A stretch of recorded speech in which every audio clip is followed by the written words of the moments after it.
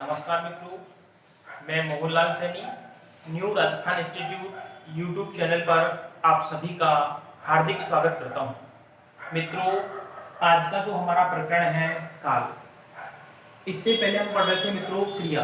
पिछली क्लास जो थी हमारी क्रिया की अंतिम क्लास थी और उस क्लास में हमने ये पढ़ा था कि काल के आधार पर क्रिया के तीन भेद हैं: वर्तमान कालिक क्रिया, भूतकालिक क्रिया और भविष्यकालिक क्रिया। यानी काल के आधार पर क्रिया के तीन भेद हैं। तो मित्रों, आज हम बात करेंगे काल की। सबसे पहले ये जान ले कि व्याकरण में काल किसे कहते हैं। तो देखो, व्याकरण में क्रिया के होने वाले समय को काल कहते हैं। व्याकरण में क्रिया के होने वाले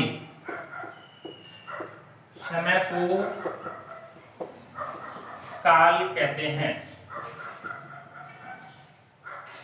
व्याकरण में क्रिया के होने वाले समय को काल कहते हैं। यानी क्रिया किस समय घटित हो रही है, क्रिया के घटित होने का जो बोध होता है, क्रिया के घटित होने के समय का जो बोध होता है, उसे क्या कहते हैं जी? काल। मित्रों, हिंदी में काल के तीन भेद हैं। हिंदी में काल के तीन भेद है, या मैं ये कह सकता हूं काल तीन प्रकार का है। कौन कौन सा जी? नंबर एक, सबसे पहले हम ले लेते हैं भूतकाल। नंबर दो, वर्तमान काल।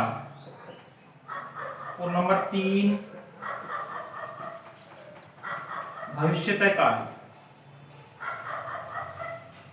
भविष्यत काल। मित्रों, हिंदी में काल के तीन भेद हैं, जो तीनों भेद आपके सामने हैं। पहला जो है भूतकाल, दूसरा जो है वर्तमान काल, तीसरा जो है भविष्यत काल। सर्वप्रथम हम ये जान ले भूतकाल का क्या अर्थ होता है। देखो जी, भूत का अर्थ होता है जो बीत चुका, जो बीत चुका है, बीता हुआ समय जो है उसे कहते हैं भूतकाल। जो चल रहा है उसे कहते हैं वर्तमान काल, और जो चलेगा उसे कहते हैं भविष्यत काल। तो मित्रों, हम चर्चा कर रहे हैं सर्वप्रथम भूतकाल की।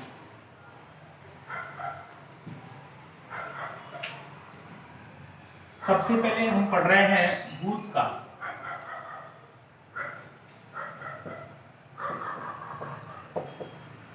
भूतकाल किसे कह रहे हैं? भूतकाल क्रिया के जिस रूप से उसके बीते हुए समय में होने का बोध हो, भूतकाल कहते हैं। क्रिया के जिस रूप से उसके बीते हुए समय में होने का बोध हो, भूतकाल कहते हैं। क्रिया के जिस रूप से, क्रिया के जिस रूप से उसके बीते हुए समय में होने का बोध हो, तो कौन सा काल होगा जी? भूतकाल। यानी क्रिया जो है उसका रूप ये बतला रहा है कि क्रिया बीते हुए समय में हुई है, तो कौन सा काल होगा? भूतकाल। मित्रों, भूतकाल के 6 उपभेद हैं। भूतकाल के 6 उपभेद हैं। भूतकाल के 6 उपभेद हैं। कितने उपभेद हैं जी? 6। किसके जी? भूतकाल के। अब हम देखते हैं भूतकाल के 6 उपभेद कौन कौन से हैं।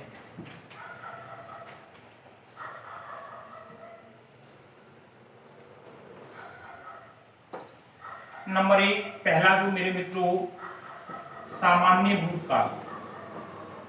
सामान्य भूतकाल। दूसरा है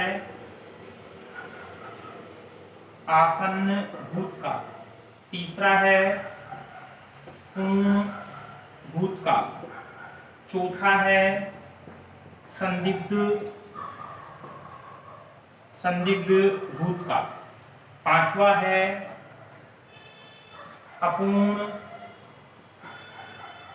अपूर्ण भूतकाल। और छठा है हेतु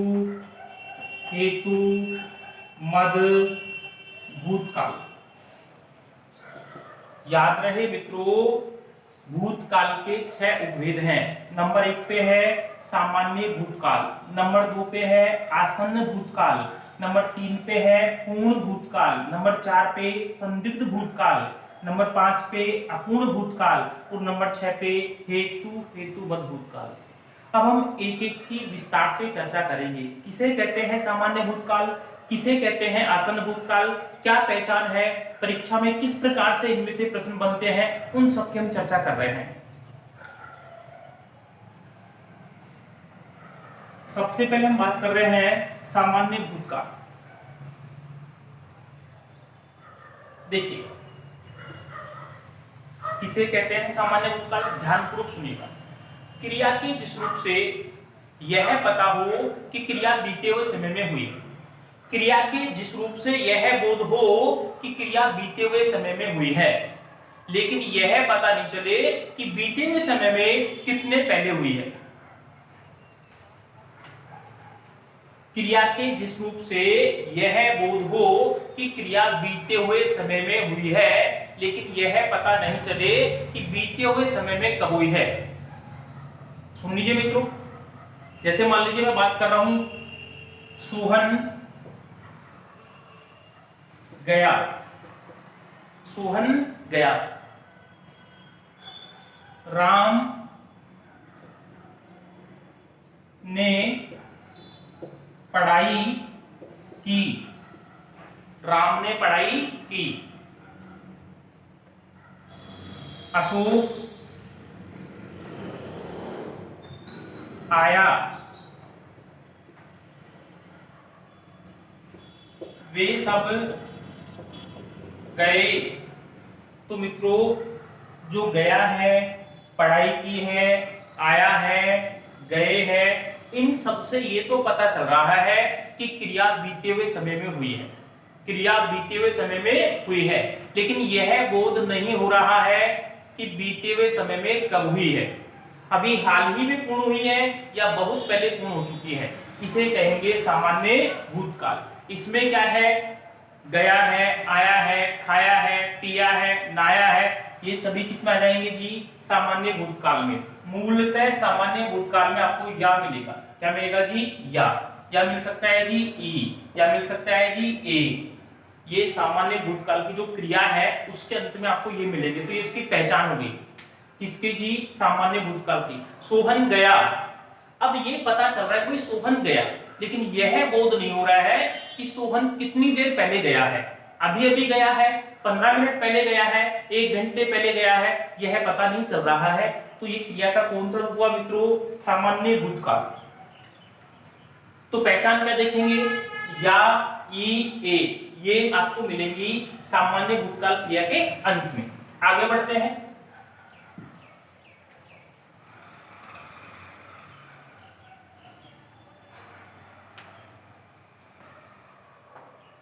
नंबर 2 पे है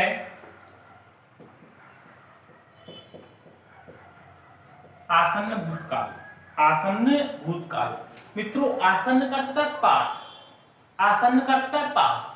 क्रिया के जिस रूप से यह तो बोध हो रहा है कि क्रिया बीते हुए समय में हुई है, साथ यह भी पता चल रहा है कि बीते हुए समय में अभी हुई है। क्रिया के जिस रूप से यह बोध तो हो रहा है कि क्रिया बीते हुए समय में हुई है, साथ ही यह भी बोध हो रहा है कि बीते हुए समय में अभी हुई है। तो कौन सा काल होगा, आसन्न भूतकाल। कौन सा काल होगा, आसन्न भूतकाल। और इसकी अच्छी पहचान क्या है, सबसे बढ़िया पहचान और सरल पहचान इसकी है सामान्य भूत क्रिया के साथ में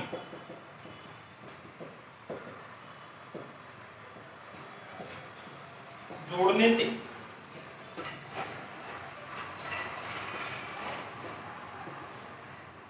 आसन्न भूतकाल बन जाता है। सामान्य भूत क्रिया के साथ में है ये एक वचन में, ये वाला जो है एक वचन में, पहले मैं बता चुका हूं आपको। और जो बिंदी वाला है, अनुस्वार वाला जो है, ये बहुवचन में। जोड़ने से आसन्न भूतकाल बन जाता है। जैसा कि आपने पढ़ा था, उदाहरण में देखा था, सामान्य भूतकाल में सोहन गया, सोहन गया। तो देखो मित्रों, सोहन गया ये जो आपको बोध करा रहा है किसका, सामान्य भूतकाल का, लेकिन मैंने इसके साथ में क्या जोड़ दिया है, सोहन गया है। इसका मतलब क्या हुआ कि ये क्रिया जो है अभी पूर्ण हुई है, यानी थोड़े समय पहले ही पूर्ण हुई है। जब क्रिया से यह बोध हो कि क्रिया थोड़े समय पहले ही पूर्ण हुई है तो कौन सा हो जाता है, आसन्न भूतकाल। पहचान क्या है मित्रों, तो हम देख चुके हैं सामान्य भूत क्रिया के साथ में है या है जोड़ने से आसन्न भूतकाल बन जाता है। वे सब गए, ये अपने पढ़ा था सामान्य भूतकाल में, और अब कर देंगे वे सब गए हैं। वे सब गए हैं, इसका मतलब क्या हुआ जी, ये आपका हो गया जी आसन्न भूतकाल। मित्रों तीसरा टाइप हम पढ़ रहे हैं,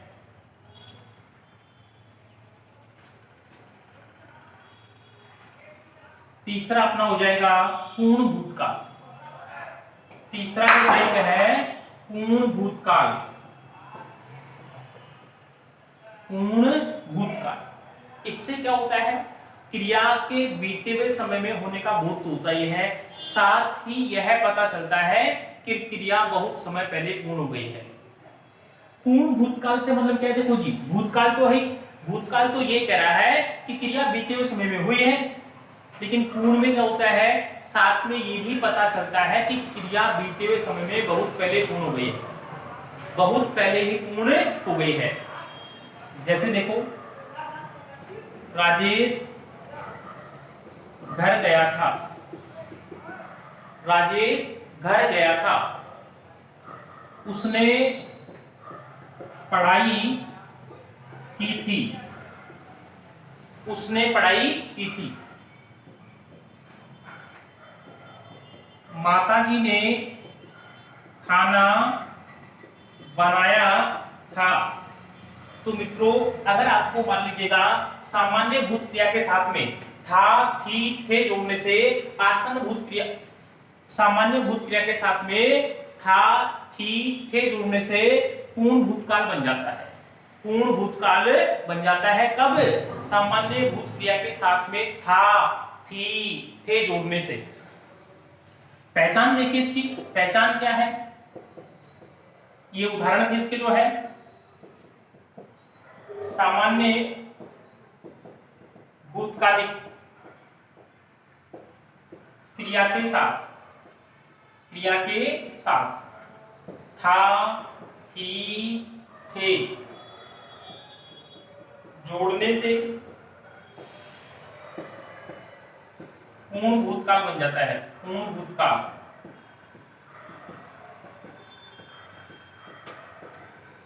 कौन सा भूतकाल हो जाएगा जी, वो पूर्ण भूतकाल। अगर सामान्य क्रिया है, मान लीजिएगा सामान्य भूतकाल की क्रिया है, उसके साथ में हम था, थी, थे जोड़ रहे हैं, तो कौन सा काल बन जाएगा, पूर्ण भूतकाल। उदाहरण आप देख ही चुके हैं,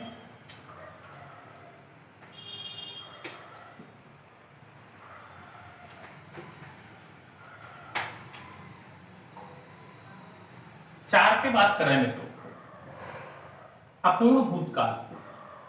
अपूर्ण भूतकाल देखो किसे कहते हैं अपूर्ण भूतकाल, ध्यान से सुनना मित्रों। क्रिया के जिस रूप से यह बोध हो कि क्रिया बीते हुए समय में हुई है, लेकिन बीते हुए समय में पूर्ण होने का बोध नहीं हो। क्रिया के जिस रूप से यह बोध हो कि क्रिया बीते हुए समय में हुई है, लेकिन बीते हुए समय में पूर्ण होने का बोध नहीं हो, तो कौन सा काल होता है, अपूर्ण भूतकाल। नाम से स्पष्ट हो रहा है, पहले तो कौन सा था, पूर्ण, और ये कौन सा है जी, अपूर्ण, यानी क्रिया के पूर्ण होने का बोध नहीं होता है। ये तो पता चल रहा है कि क्रिया बीते हुए समय में हुई है, तो कौन सा काल हो गया, भूतकाल। लेकिन साथ ही ये पता चल रहा है कि भूतकाल में वह क्रिया पूरी नहीं हुई है। जैसे इसकी पहचान है, रहा था, रही थी, रहे थे। पहचान अपूर्ण भूतकाल की पहचान क्या है जी, यानी आपको क्रिया के अंत में क्या मिलेगा, सहायक क्रिया के रूप में, रहा था, रही थी, रहे थे। वर्षा हो रही थी, दोस्तों जब मैं वहां से निकला 3 दिन पहले 4 दिन पहले दिल्ली से आया मान लीजिएगा, उस समय वहां वर्षा हो रही थी, मेरे सामने वर्षा पूर्ण नहीं हुई, वर्षा समाप्त नहीं हुई जी। तो देखो जी ये कौन सा काल हो गया, अपूर्ण भूतकाल, वर्षा हो रही थी। दूसरा उदाहरण, माता जी खाना बना रही थी। जब बालक विद्यालय के लिए आया, जब बालक विद्यालय के लिए आया उस समय माताजी खाना बना रही थी। तो बालक के सामने माताजी खाना बना रही थी, लेकिन बालक के सामने क्रिया के पूर्ण होने का बोध नहीं हो रहा है। तो कौन सा काल हो गया ये, अपूर्ण भूतकाल, माताजी खाना बना रही थी। दूसरा उदाहरण, बालक पढ़ रहे थे, बालक पढ़ रहे थे। तो देखो जी अगर आपको वाक्य के अंत में रहा था, रही थी, रहे थे मिले तो कौन सा काल हो जाएगा, अपूर्ण भूतकाल। और केवल था, थी, थे मिले तो हम कहेंगे पूर्ण भूतकाल। इसके बाद में मित्रों हम बात करते हैं नंबर 5 पे। भूतकाल का जो 5वां उपभेद है ये है संदिग्ध भूतकाल। संदिग्ध भूतकाल, संदिग्ध भूतकाल। देखो इसकी परिभाषा क्या है, क्रिया के जिस रूप से यह बोध हो कि क्रिया के भूतकाल में होने पर संदेह प्रकट हो, क्रिया के जिस रूप से क्रिया के भूतकाल में होने पर संदेह प्रकट हो, यानी संदिग्धता हो, तो कौन सा काल हो जाएगा, संदिग्ध भूतकाल। ऐसे संशय रहे कि ये हुआ है या नहीं हुआ, हो रहा होगा नहीं हो रहा होगा, तो कौन सा हो जाता है मित्रों, संदिग्ध भूतकाल। और इसकी पहचान क्या है, पहचान संदिग्ध भूतकाल की सबसे सरल पहचान ये है, सामान्य भूत क्रिया के साथ में होगा, होगी, होंगे, होगा, होगी, होंगे जोड़ने से, जोड़ने से संदिग्ध भूतकाल बन जाता है।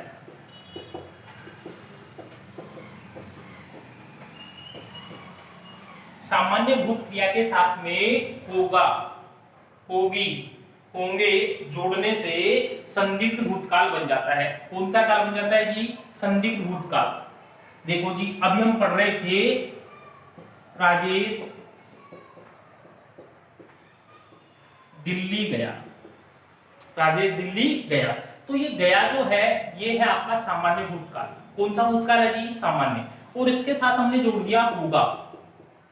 अब हम पढ़ रहे हैं राजेश दिल्ली गया होगा, तो ये कौन सा काल हो गया, संदिग्ध भूतकाल, संदिग्ध भूतकाल। दूसरा उदाहरण देखिएगा, माताजी ने खाना बनाया, माताजी ने खाना बनाया, ये सामान्य भूतकाल है, और उसके साथ हमने जोड़ दिया ही होगा, माताजी ने खाना बनाया होगा।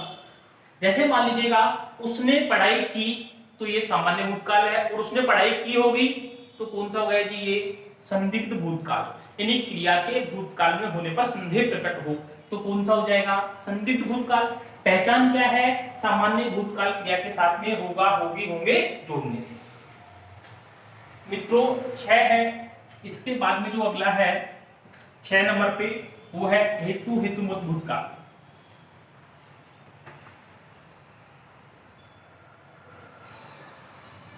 नंबर पे जो है हेतु हेतु मद भूतकाल।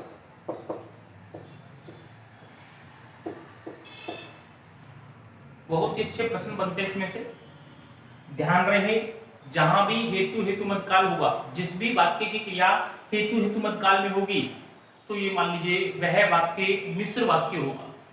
हेतु हेतु मद भूतकाल के उदाहरण वाले जितने भी वाक्य होंगे वो वाक्य रचना की दृष्टि से मिश्र वाक्य होंगे। कौन से वाक्य होंगे, मिश्र वाक्य। देखिए इसकी सीधी सी पहचान है, बिल्कुल सरल है। जब पहली क्रिया पर दूसरी क्रिया निर्भर हो, जब पहली क्रिया पर दूसरी क्रिया निर्भर हो और दोनों क्रियाएं भूतकाल में हो, दोनों क्रियाएं भूतकाल में हो, तो वहां पे होता है मित्रों हेतु हेतु मद भूतकाल। जब पहली क्रिया पर दूसरी क्रिया निर्भर हो और दोनों क्रियाएं भूतकाल में हो तो होता है हेतु हेतु मद भूतकाल। देखिए उदाहरण देखिए, जैसे हम बात कर रहे हैं यहां पे युद्ध होता तो गोलियां चलती। दूसरा उदाहरण देखो भाई, वर्षा होती तो फसल अच्छी होती।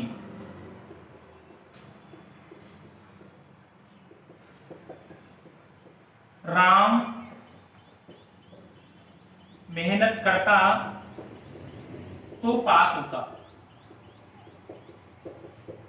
ध्यान से सुनना मेरे मित्रों, हेतु हेतु मत भूतकाल। जब पहली क्रिया पर दूसरी क्रिया निर्भर हो और दोनों के दोनों क्रियाएं भूतकाल में हो तो होता है हेतु हेतु मद भूतकाल। और हेतु हेतु मद भूतकाल वाले वाक्य जितने भी होंगे उन सभी में मिश्र वाक्य होगा। कौन सा वाक्य होगा? मिश्र वाक्य। देखिएगा, युद्ध होता, पहली क्रिया क्या है जी? युद्ध का होना। और युद्ध के होने पर क्या निर्भर कर रहा है जी? गोलियों का चलना। तो युद्ध होता तो गोलियां चलती, दोनों क्रियाएं भूतकाल में है और युद्ध होने पर निर्भर करता है गोलियों का चलना जो है। दूसरा उदाहरण है, वर्षा होती तो फसल अच्छी होती। अगर वर्षा होती तो फसल क्या होती जी? अच्छी होती। अब वर्षा भी नहीं हुई, फसल भी अच्छी नहीं हुई जी। तो पहली क्रिया पर दूसरी क्रिया निर्भर कर रही है। राम मेहनत करता तो पास होता, पहली क्रिया पर दूसरी क्रिया निर्भर कर रही है। जब भी पहली क्रिया पर दूसरी क्रिया निर्भर करे तो होता है हेतु हेतु मद भूतकाल। तो मित्रों ये अपना था भूतकाल। इसमें से परीक्षा में जो प्रश्न बनते हैं भूतकाल में से वो अवश्य ही हेतु हेतु मद भूतकाल में से बनते हैं। पुनः सुन लीजिएगा, हेतु हेतु मद भूतकाल के जितने भी उदाहरण होंगे रचना की दृष्टि से वो मिश्र वाक्य के होंगे। कौन से के होंगे जी? मिश्र वाक्य के। जो जब पहली क्रिया पर दूसरी क्रिया निर्भर हो तो कौन सा वाक्य होता है? रचना की दृष्टि से मिश्र वाक्य होता है। कौन सा जी? मिश्र वाक्य। धन्यवाद मित्रों। बाकी शेष काल जो है हम अगली क्लास में करेंगे। अगर आपको वीडियो अच्छा लगे तो लाइक और शेयर अवश्य करें। Thank you.